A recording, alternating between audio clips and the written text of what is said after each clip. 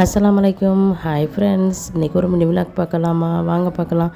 காலையில் பிரேக்ஃபாஸ்ட்டுக்கு என்னென்னு பார்த்தீங்கன்னா, பச்சரிசி மாவு போட்டு ரெடி பண்ணேன். முள்ளுக்கறி இருந்துச்சு வீட்டில், அதை போட்டு தக்கடி தான் ரெடி பண்ணியிருந்தோம்.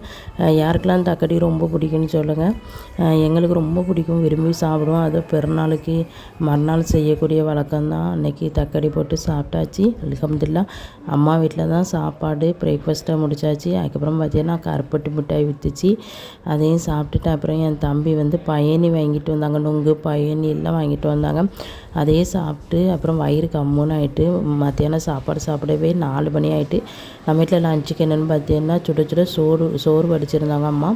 அப்புறம் குடல் கிரேவி எனக்காக வச்சுருந்தாங்க. அதுக்கப்புறம் ரசம், நான் வந்து ரசத்தை ஊற்றி சாப்பிட்டேன். நேற்று உள்ள பிரியாணி வேறு மிச்சம் இருந்துச்சு, அதை பிள்ளைங்களுக்கு வந்து அவிச்சு கொடுத்தாச்சு. அதுக்கப்புறம் கொஞ்சம் அந்த எண்ணெய் கறியும் இருந்துச்சு. அல்ஹம்துலில்லாஹ், குடல் எண்ணெய் கறி அதோட ரசமும் வச்சு லஞ்சை முடிச்சாச்சு ஃப்ரெண்ட்ஸ்.